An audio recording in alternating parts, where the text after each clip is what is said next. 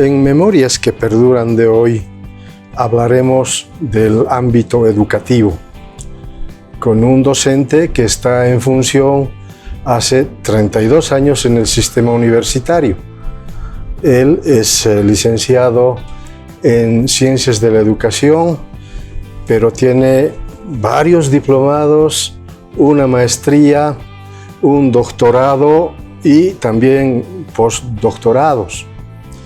Ha escrito bastantes libros relacionados al ámbito de la educación, pero también el ámbito de la investigación.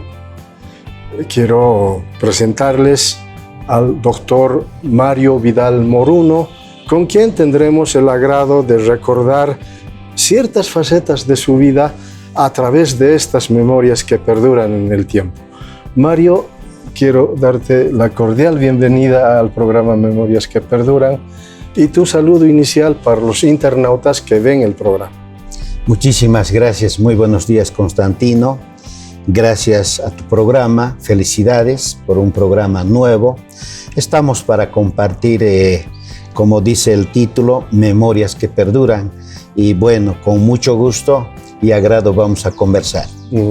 Sabemos que has nacido en Arani. Es así. ¿Cómo es Arani? Para describir un poco, para que la gente conozca, al menos por tus palabras, versiones de aquel pueblo. Arani es un pueblo de mucha belleza, muy conocido además por su pan, ¿no es cierto? El chamillo. Sí. Arani en aquellos tiempos había sido los años 1814, 15, que en realidad es su aniversario. Arani fue un lugar de descanso para mucha gente española que pasaba a Iquile. Por esa parte llamaban Jarana, y de ahí viene el nombre de Arani en realidad. Entonces, Arani es una tierra muy bella porque no solamente tiene pan, sino se destaca, por ejemplo, de sus molinos que tiene de piedra, ¿no? Que es parte de Pocoata. Pocoata es la primera sección de Arani. También se destaca en la agricultura porque se produce bastante maíz, papa. Aquel tiempo había mucha agua y había buena producción. En Arani dista más o menos 45 a 46 kilómetros de la ciudad. Aquel tiempo no había pues como ahora los asfaltados, todo aquello. Y los viajes de Arani a la ciudad eran por lo menos 3 horas a 4 horas, ¿no? Y yo acompañaba a mis papás a la ciudad para ver y para conocer la ciudad. Hoy la ciudad ha crecido tanto. Arani se ha despoblado un poco también porque mucha gente de Arani ha estudiado, evidentemente, y gracias al estudio han emigrado a otros lugares y mucha gente también salió para Estados Unidos, para España, donde no encuentras un araneño.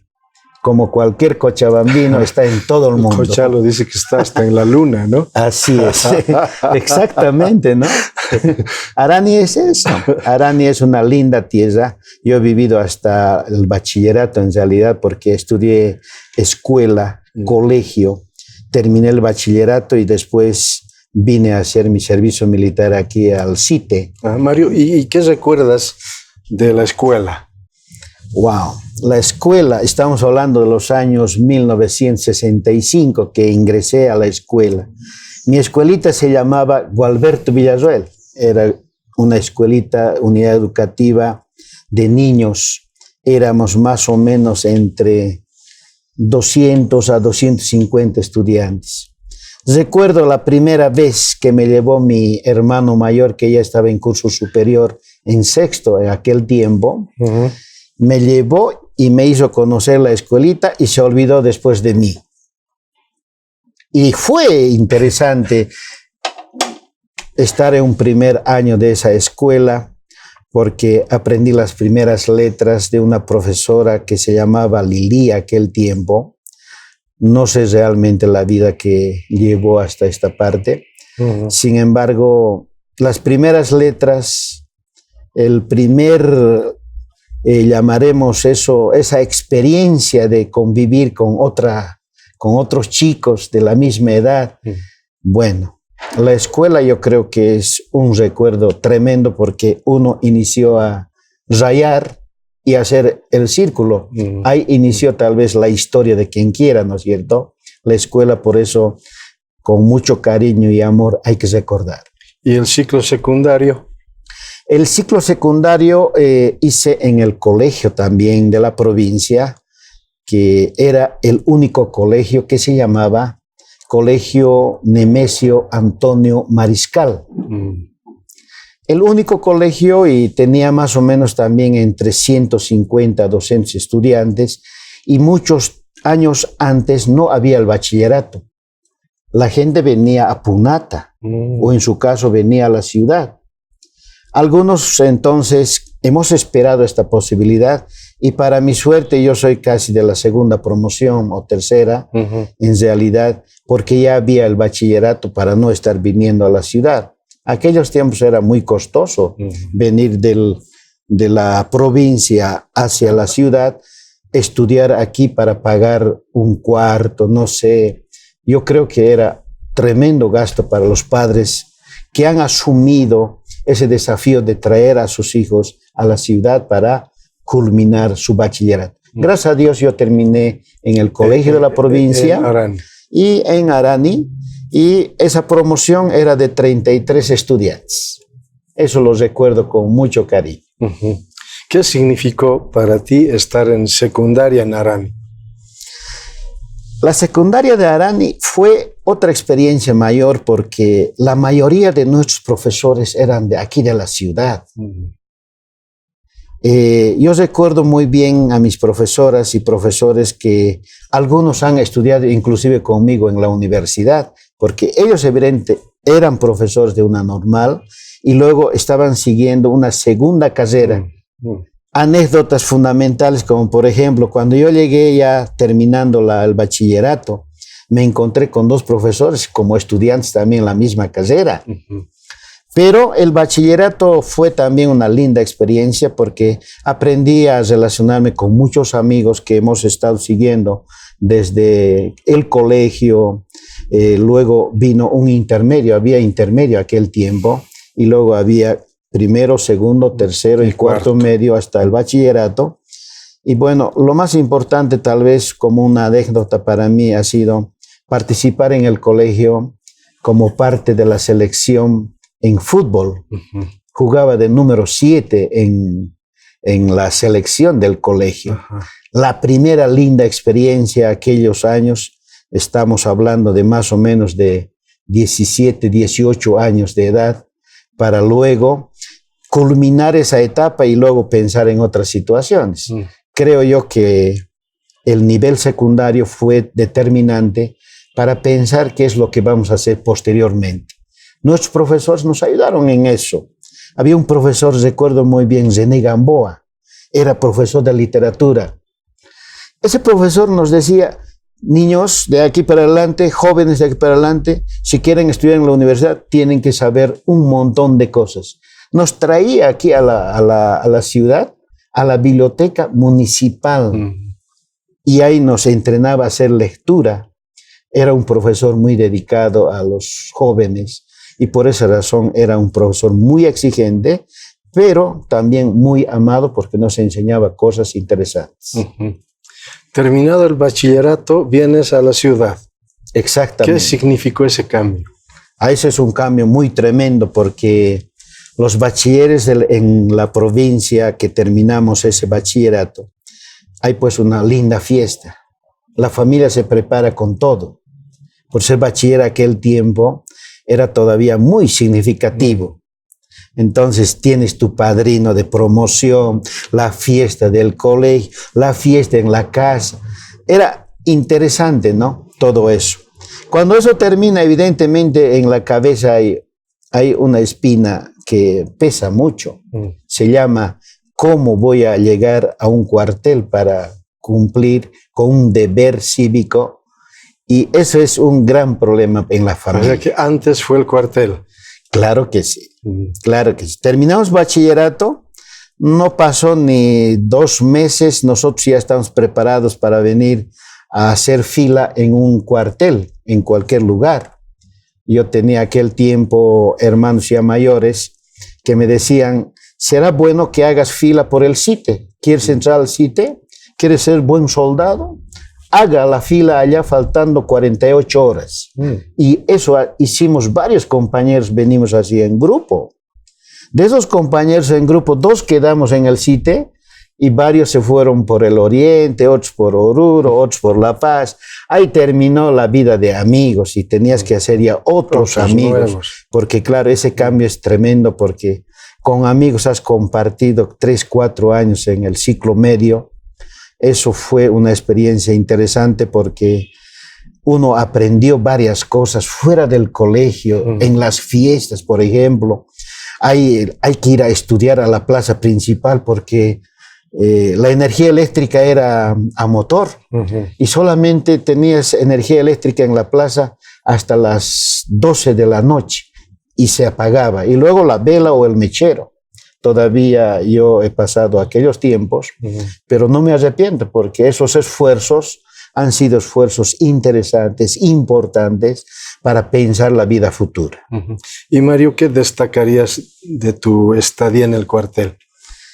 El cuartel para mí ha significado mucho porque he aprendido primero la disciplina, saber organizarse las cosas y cumplir a través de una voz de un teniente, de un capitán, de un coronel o en su caso de un sargento. Aprendimos a pensar en la patria, ¿no? Porque el día que te entregaron el fusil, estás pensando que te van a llevar a la guerra, a pesar que no son tiempos de guerra. Pero son experiencias tan lindas porque las instrucciones que hacen los oficiales y los sargentos de verdad te hacen pensar la vida, ¿no? Y eso impacta mucho. Impacta porque es un cambio de vida, porque estás acostumbrado a un horario a formar, en otro horario a cenar, en otro horario a almorzar, en otro horario a hacer un trabajo en el campo, ¿no? Instrucción militar. Ahí sabías que cómo era respetar al padre, ¿no? Cómo tenía que ser respetar a un amigo. ¿Qué era, por ejemplo, eso de ser colaborador? ¿Qué era, por ejemplo, eso de ser una persona que debe pensar para ser un buen ciudadano? Creo que el cuartel aportó muchísimo en esa parte. Yo agradezco mucho al Centro de Instrucción de Tropas Especiales, CITE, muy conocido aquí en La Chimba, que hoy por hoy ya no está en La Chimba. Se ha ido por lado de Clisa, está en el camino hacia Valle Alto.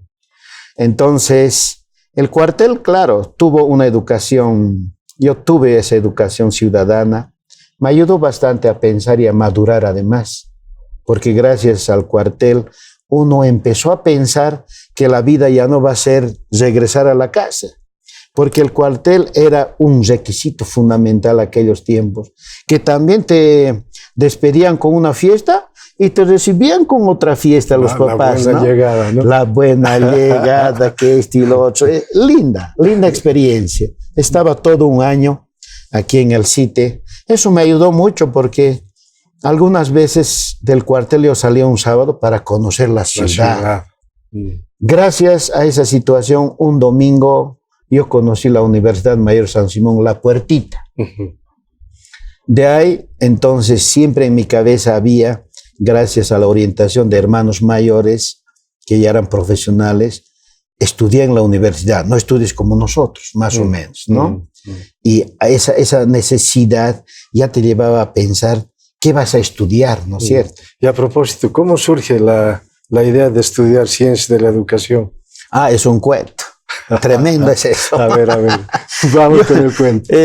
Había una situación en el colegio Constantino, estudiantes de la universidad habían llegado, gracias al impulso de algunos profesores, para hablar de la orientación.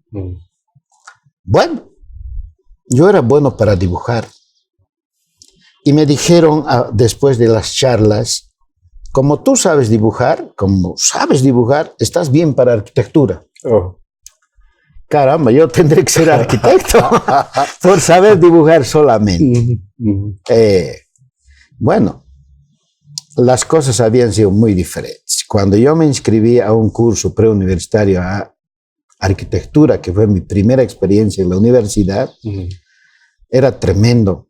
Matemáticas, álgebra, me reventaron.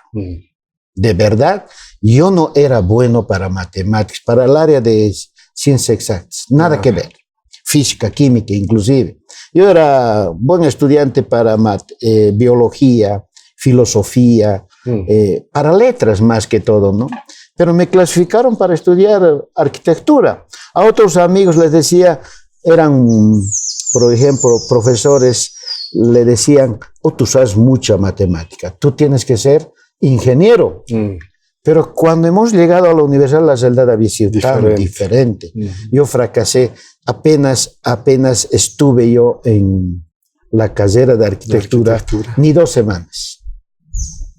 Apenitas que terminé con esa crisis de no adecuarse bien y no poder lograr esa situación del estudio siguiente, de la matemática más que todo, empecé a buscar y encontré un pizarrón a la salida, donde ahora es la Facultad de Humanidades, que decía curso preuniversitario que debía iniciar un 21 de un mes determinado. No recuerdo el mes. Habría sido un mes de marzo más que todo. Sí.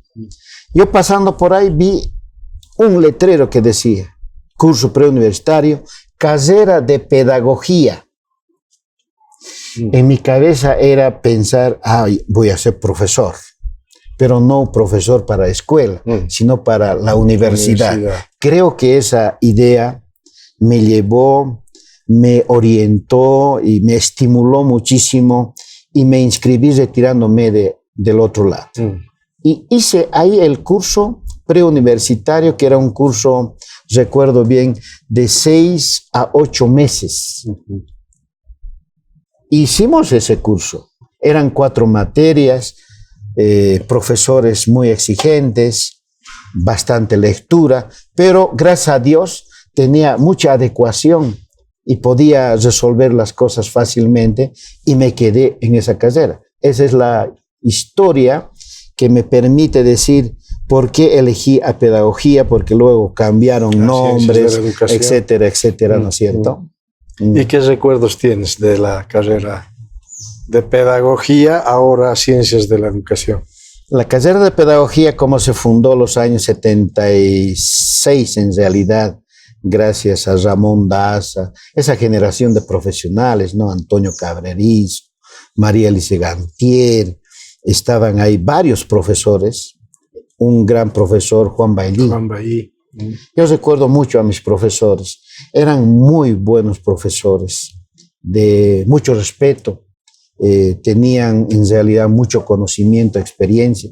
¿Cómo olvidar a Juan Bailí? Juan Bailí fue un profesional que había llegado, parece, de Bélgica. De Bélgica. Sí. No hablaba bien pero hablaba una explicación, te daba 100 puntos, ¿no? Entonces, la gran experiencia queda porque te ha formado, te ha dado las primeras situaciones profesionalmente hablando, conocimientos reales, para que tú te desempeñes como tal. Claro, aunque esa teoría en la práctica otra vez fue una crisis, ¿verdad? Porque todo profesional que estudia en la universidad tiene ese problema. Es una cosa lo que nos dicen en la universidad, y cuando sales al mundo del trabajo, al mundo laboral, las cosas no son como tal.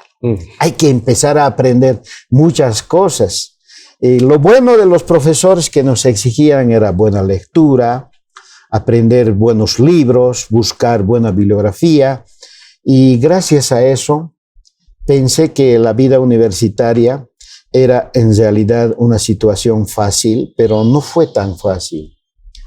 Pero en un sentido figurativo yo decía que esta carrera yo puedo y otra más puedo llevar. Por eso me inscribí a una carrera de sociología como una segunda carrera. Aquel tiempo había un reglamento que decía reglamento del estudio simultáneo de 2 carreras. Me inscribí a sociología. Convalidé varias materias porque ya estaba en 5º semestre y me llevaron algunas materias hasta 3er semestre de sociología. Llevé esas 2 materias.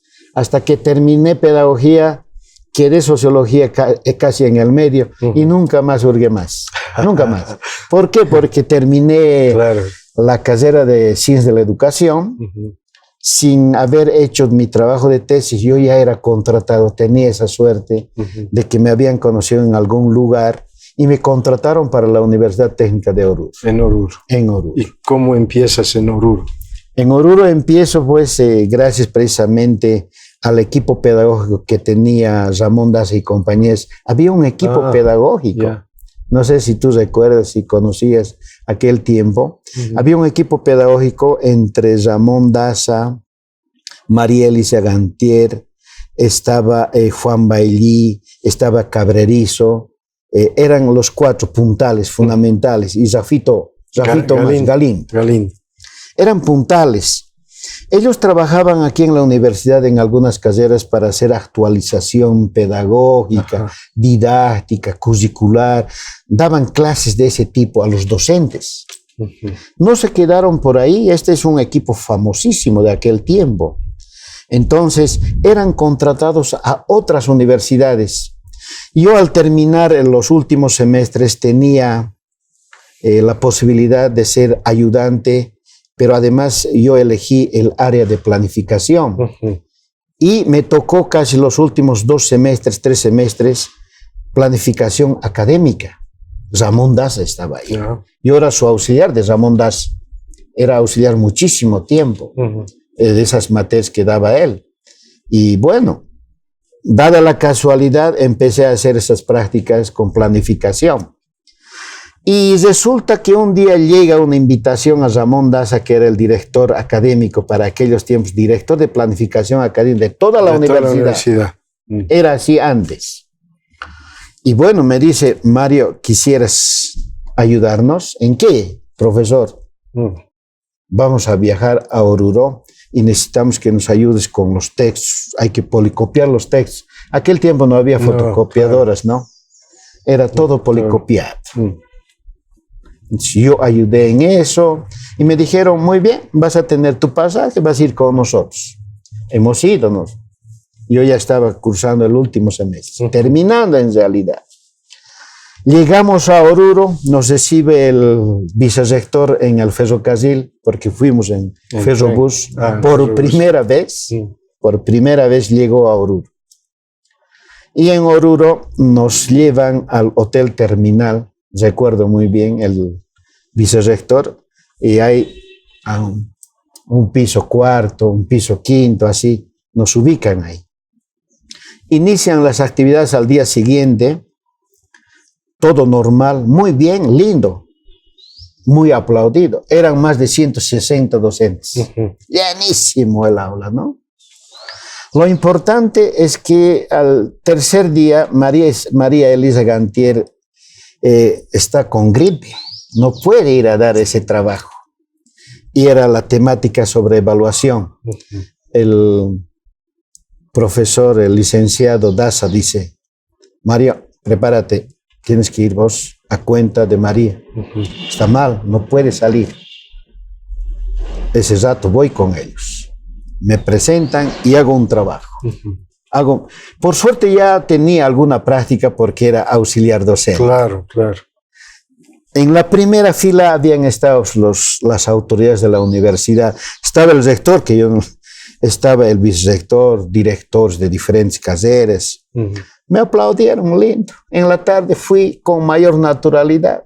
Y al día siguiente ya me hicieron llamar para decirme, oye chico, me dijo así, oye chico, me dijo el rector de aquellos tiempos, ¿quisieras trabajar con nosotros? Así surgió la primera gran oportunidad para empezar a trabajar en Oruro. ¿Y tuviste que quedarte? No me quedé ese día porque yo le informé eso a Ramón Daza en aquel tiempo, que era el director del equipo, además director de planificación académica. Y él me dijo, 100 puntos, ¿qué más no quieres? ¿No? Claro. Iniciaremos, ahí tienes tu oportunidad. Yo me vine, pasaron un mes y más y llegó la invitación Zapirito y me recogieron de aquí. Vino el señor vicerrector y yo me fui con él. Inicié mi actividad el 2 de septiembre del año 2006, en realidad, 1986. 86. Era un 2 de septiembre que me presenté y me dijeron, esta es la designación, a partir de mañana se viene y trabaja con estos señores. Tarea fundamental era elaborar un proyecto de creación de la Dirección de Planificación Académica. No había esa dirección. Había una oficina que se llamaba aquel tiempo Servicios Académicos. Y la tarea era eso. Yo empecé con eso, me dieron un año de tiempo, plazo. Yo cumplí en menos tiempo, defendí el trabajo y apenas que defendí, entonces allá el rector me dijo, muy bien, entonces vamos a implementar. Y así me quedé 22 años. 22 años en la UTO. 22 años en la UTO, porque yo fui contratado solo para un año. Esa es una situación, diría, para mí un privilegio porque aproveché todo. Pero, ¿y qué significó estar 22 años en Oruro? Mucha cosa. Ahí está toda la vida profesional, Constantino. Claro, pero incluso quizás matrimonial. También matrimonial, por eso es todo, ¿no? Es todo lo que pasa allá en todo este tiempo. Yo inicié aquel tiempo, el 1986, el 87 participé de un concurso de méritos y examen de competencia y ya fui titular. Mi primera titularía era del 87. Y así sucesivamente, tenía una segunda titularía después a 2 años, a otro año una tercera y tenía 4 titularías. Por esa razón, el año 2001 yo fui merecedor, ya era catedrático titular C, además catedrático emérito de la universidad. Por las titularías, porque cuando yo participé esa primera vez, era la primera experiencia de participar en un examen de competencia y concurso de méritos. Con mucho éxito gané la materia Introducción a la Metodología de Investigación. Gané. Y entonces por el reglamento era contratado un año, por el reglamento. Contratado ese año, terminó esa contratación y vino una comisión a evaluar mi desempeño. Pasé eso. Y luego vino otra evaluación para subir categoría a asistente. De asistente a adjunto, de adjunto a catedrático y de catedrático a emérito. Esa es la historia, la más grande historia académicamente hablando. Bueno, ser catedrático titular emérito para mí ya resultó ser un cargo, pero además una obligación de hacer las cosas de otra manera. Yo trabajé entonces varias gestiones en varias carreras. Participé como fundador, por ejemplo, de la carrera de antropología. La carrera de antropología se crea el año 86 y a partir del 87 funciona, del cual fui también profesor muchísimo los 22 años y también fui jefe de la carrera, director de la carrera de antropología por 3 ocasiones de antropología. Ese mismo tiempo se creó la carrera de Ciencias de la Educación. También fui docente en varias materias. Y también fui docente en la carrera de Derecho, con una materia de test de licenciatura, con estudiantes que están culminando la carrera. Y también tuve la oportunidad de ser docente en la carrera de Administración de Empresas, 22 años, titular en Metodología de Investigación. Y finalmente fui docente de la carrera de Economía, también titular con Metodología de Investigación.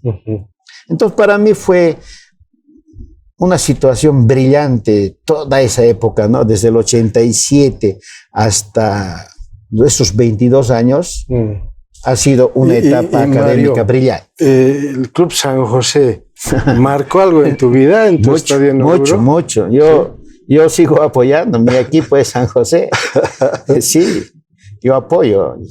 Aquel tiempo, mis estudiantes, tanta gente, amigos, docentes, teníamos banderas que eran de 10 metros, 15 metros. Nunca se fallaba para ir pues al este, al Bermúdez. ¿Qué vas a fallar si está jugando el San José? Claro. Aquel tiempo era un jugador interesante, era Valencia. Daniel Valencia. Un argentino, ¿no? Un argentino. Claro. El más capísimo. O sea, yo conocía a los tan lindos jugadores. San José siempre fue un gran equipo.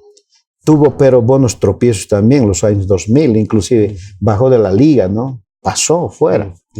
Bueno, Bermúdez era para nosotros un lugar muy importante para asistir los domingos. Pero además Bermúdez nosotros sabíamos jugar los sábados, porque el campeonato universitario que se hacía entre docentes iniciaba en Bermúdez y terminaba en Bermúdez. Yo era parte de la selección de economía, porque era profesor de economía y trabajaba, jugaba con ellos en el colegio de economistas. Y siempre campeones, si no era ingeniería, si no era arquitectura, nosotros campeones. Entonces, Bermúdez era una linda ocasión para mostrarse también como profesional deportista. Pero claro, nosotros no estamos para eso. Solamente sábados, domingos trabajamos en eso, jugamos deporte. He jugado 22 años, porque también yo fui los 22 años de la selección de Oruro mismo, para participar a nivel nacional. Hay un campeonato interuniversitario. Participé como seleccionado en futsal, después en fútbol. Casi todo, cada 2-3 años se hace ese campeonato interuniversitario. Y es nacional además. Uno conoce todas las universidades gracias a este tipo de campeonato. Yo tuve esa oportunidad. Y Mario, ¿por qué decides dejar Oruro y venir a Cochabamba? Eminentemente razones de salud. Ya en Oruro mucha gente tiene problemas desde muy joven, desde ya inclusive, por la situación de la altura. Poliglobulia, creo que se llama, ¿no? Exactamente. O sea, la presión alta, ¿no? Porque allá, por la misma alimentación que tienes, creo que esas cosas ya directamente te debilitan y te pueden liquidar, porque hay pues ataque cerebrovascular que se llama, y esa situación pasa en las alturas. Aquel tiempo yo tuve ese pequeño problema el 2006, de ahí los médicos me dijeron que tendría que cambiar de lugar, pero también tenía que estar haciendo esa situación porque uno de mis hijos tenía asistencia aquí a un médico. Entonces yo venía cada fin de semana para asistir al médico, cada sábado. Ya era una situación de viajar y viajar, claro, ¿no? Y todas esas cosas tomamos una decisión juntamente con mi esposa para decir, entonces dejamos la universidad. Yo renuncié a mis titularías, renuncié a mi cargo, renuncié a la docencia y me vengo por aquí justamente para iniciar otra historia. ¿Y cómo te vinculas a San Simón? Muy fácil. Porque ahí empieza la otra historia, ¿verdad? Pero muy fácil, Constantino, gracias a Dios, porque San Simón me abrió las puertas muy rápidamente. Porque a pesar todavía yo tuve experiencias en la Universidad Central, era director de posgrado. También era docente de posgrados de la Escuela de Comando Estado Mayor. Era posgrado también profesor de la Escuela Militar de Ingeniería y de la Universidad Central, etcétera, etcétera. O sea, trabajé bastante todavía posgrado. Y recién en el 2008 apareció, para mi suerte, una convocatoria de materias para la carrera de educación, ciencias de la educación. Me participé ahí y logré 2 posibilidades. Desde ahí hasta esta parte estoy, gracias a esa posibilidad que se abrió, dejé las universidades privadas y dejé otras actividades de posgrado que estaba trabajando y me ensolé rápidamente a la docencia hasta el momento vigente todavía, y todavía vamos a trabajar en la carrera de Ciencias de la Educación. Fue gran cosa porque me encontré con muchos amigos de aquel tiempo también. Uno de los grandes amigos de aquel tiempo es Jorge Paredes. Ajá.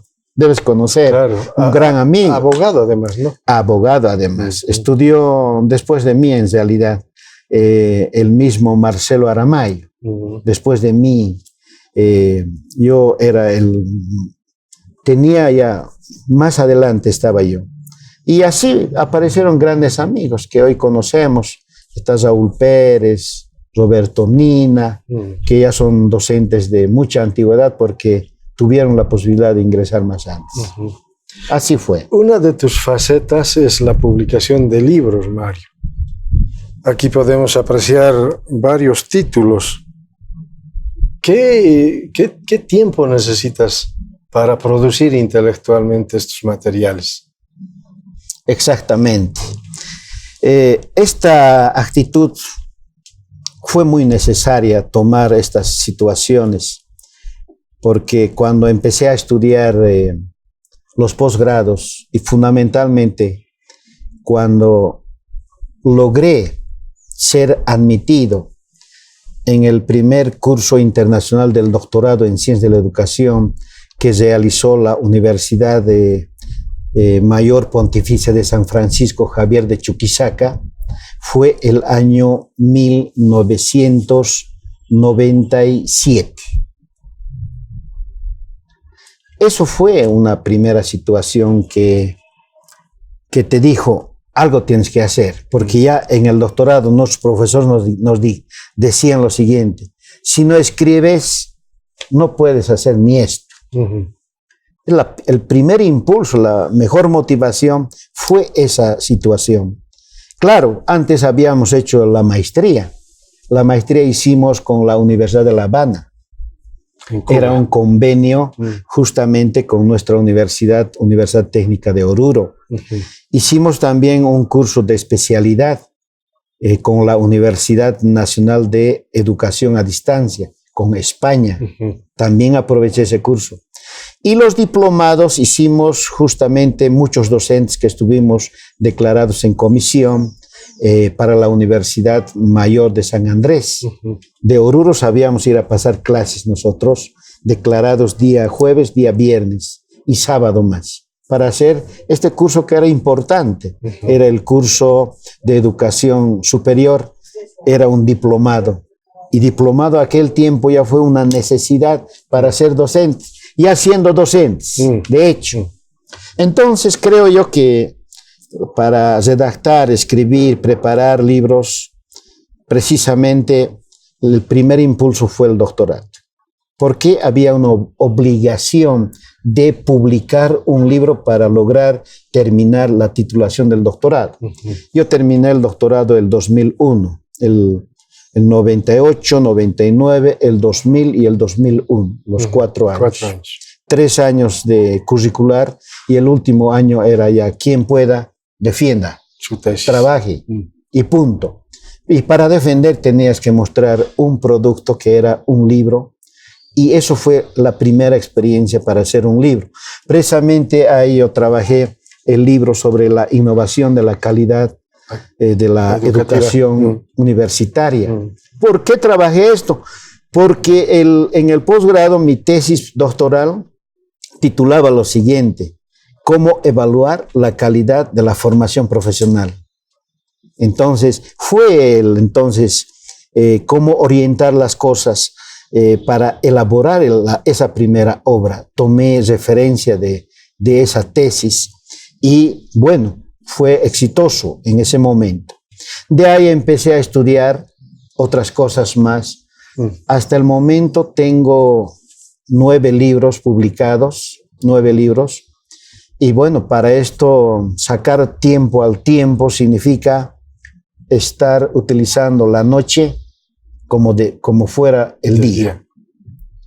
Los sábados como si fuera un día de trabajo. Los domingos también. O sea, eso te permite privarte de algunas cosas, evidentemente. Solo así se puede escribir. Yo entiendo que escribir una carta te lleva horas. Su tiempo, claro. Escribir una monografía, muchos días más. Y escribir una tesis, casi todo un año. Y una producción intelectual como es el libro, necesita ese tiempo.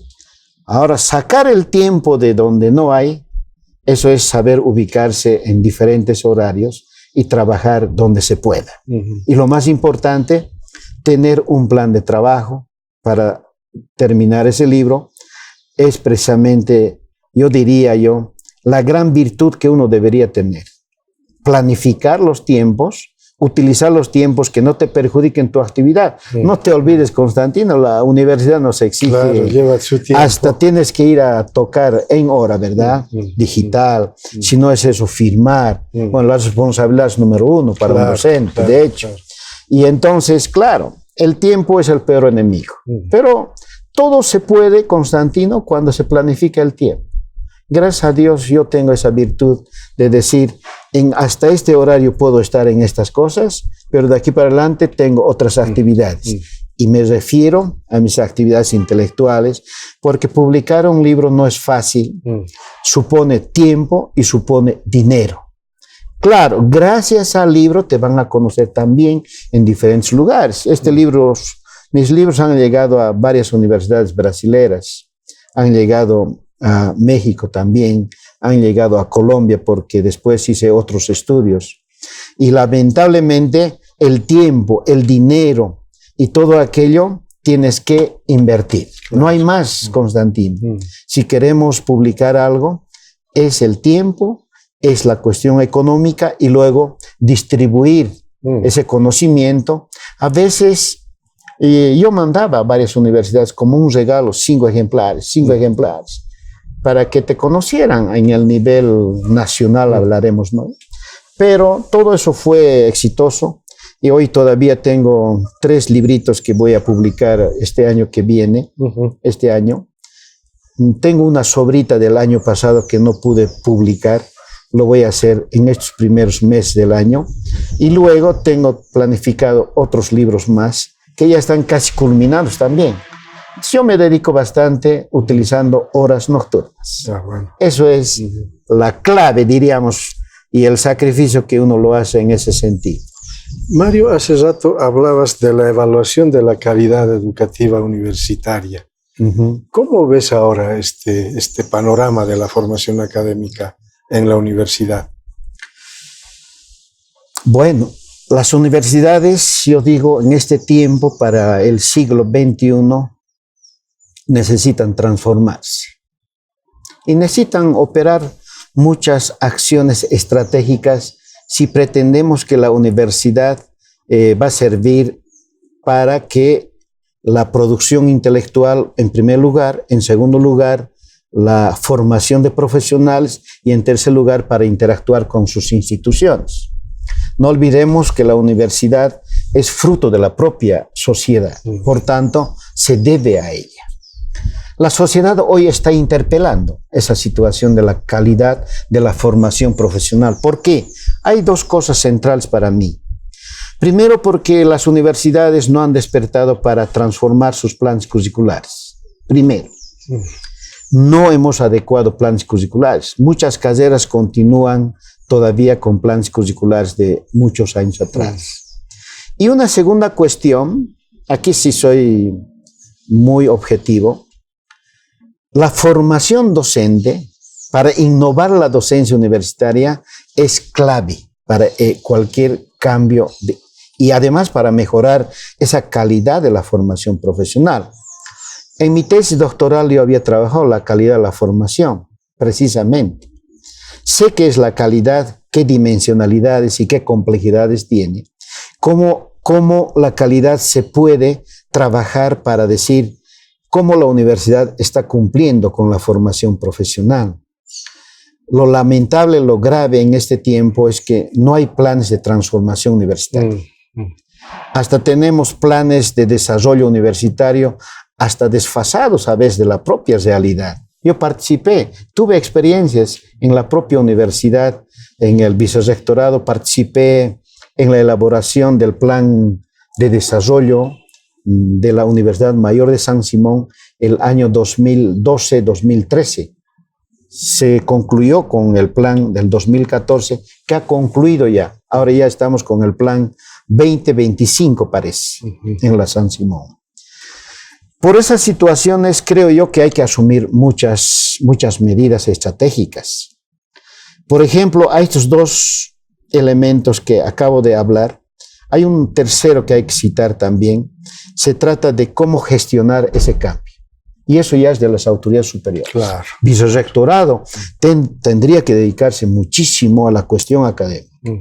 Hoy por hoy la universidad ha dejado la parte académica a un segundo lugar. Ha relegado a un segundo lugar. Y bueno, sobre eso ya está la política, casi lo primero, este tiempo, y muchísimo tiempo ya atrás, ¿no es cierto? Pero claro, ¿cómo recuperar aquello? Es que necesitamos trabajar un plan estratégico de gestión universitaria. A eso hay que colar entonces este proyecto que se llama Proyecto Curricular de Transformación Curricular. Luego, la formación docente. Luego debemos trabajar todo aquello que se llama formación del futuro docente, es decir, una formación de los auxiliares de docencia, pero con esa visión, porque ¿quiénes nos van a reemplazar? ¿Van a ser aquellos que han terminado el año pasado?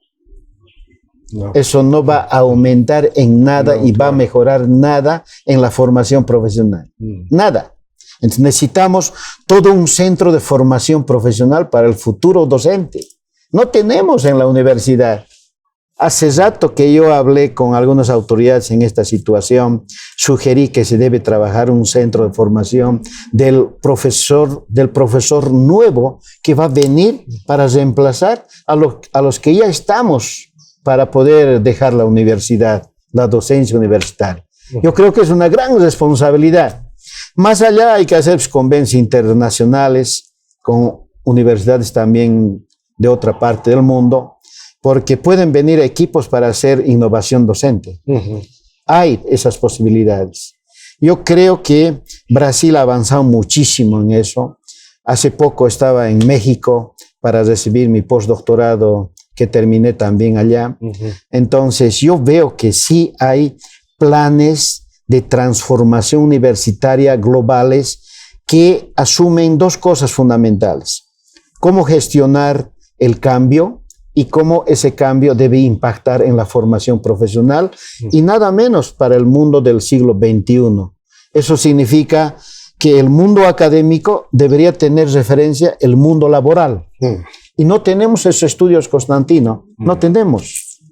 Y por esa razón, nuestros planes curriculares todavía van a tener esa posibilidad de ser planes anacrónicos con contenidos que a veces desactualizados. Por tanto, hay que trabajar varias líneas y eso es toda una política. De hecho, el posgrado es pues también fundamental. Es el eje central para que varios profesionales puedan dar esas líneas, mostrar cómo vamos a cambiar, cuáles son las líneas estratégicas para cambiar la universidad, porque el perfil de la universidad de este tiempo ya no alcanza al siglo XXI. No hemos cambiado casi nada en esa parte. Muy poco estamos adecuándonos, pero de manera que no debería ser de esa forma, sino deberíamos planificar el cambio de transformación universitaria con los actores, con los estudiantes y con aquellos expertos que conocen esta problemática. Mario, para concluir esta entrevista en Memorias que Perduran, ¿cuál es el aporte que el doctor debe hacer, por un lado al ámbito universitario, pero también a la sociedad? Claro que sí. Esta es la parte central. Y creo que todavía falta por trabajar en todo esto, porque todavía no es una cultura nuestra ser doctor. No es todavía. Porque el doctorado supone una responsabilidad, primero profesional, luego institucional y luego, además, debería ser social. Desde el punto de vista de que todo trabajo que hace el doctorado con su investigación para publicar obras intelectuales, para contribuir, por ejemplo, al desarrollo regional, para contribuir al desarrollo de las instituciones, debería estar en función precisamente de ese primer objetivo del doctorado. El doctorado tiene un primer objetivo para mí, que es investigar y generar productos intelectuales que impacten en la sociedad y en las instituciones. ¿Qué es lo que pasa? Nuestras instituciones no están dando el lugar preponderante a aquellos profesionales que se han formado para eso. Qué lindo fuera que nuestra universidad tuviera, por ejemplo, ese equipo de doctores que tengan tareas verdaderamente, no solo para transformar la institución, sino también la propia sociedad. Entonces, no hay todavía esas semillas. Yo tengo un proyecto, Constantino, que se llama la formación de investigadores. Y ahí hay un capítulo que se llama el capítulo de la formación profesional y su responsabilidad social, profesional y ético para la sociedad digital del siglo XXI. Esas cosas no vamos a poder cumplir mientras no tengamos y no hacemos papel para llegar a generar que la cultura de la investigación, en primer lugar, sea una actividad central. Que la cultura de la investigación sea una actividad central para la producción intelectual de la universidad como tal. Eso no está pasando todavía. A pesar que en la universidad tenemos varias instituciones que hoy por hoy están ya trabajando esa cultura de la investigación, porque la gestión del conocimiento, que es un paradigma del siglo XXI, se ha convertido nomás en una necesidad. Y los docentes, los profesionales, los que hemos tenido esa posibilidad de formarnos como doctores o postdoctores también este tiempo, necesitamos estar precisamente en ese tipo de trabajos. Pero a veces las universidades no nos dan esas condiciones. Entonces, como profesionales aislados, hacemos muy poco. Para eso hay que hacer toda una cultura, todo un plan de trabajo, y las autoridades tienen que estar comprometidas porque la universidad se tiene que comprometer para desarrollar la sociedad. Yo siempre digo, la universidad es un factor estratégico para el desarrollo de la sociedad. Como digo también, el posgrado es un factor de desarrollo para la innovación de la docencia universitaria.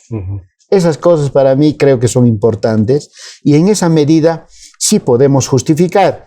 En otros lugares como Brasil, Colombia, México, ya se trabaja de esa manera.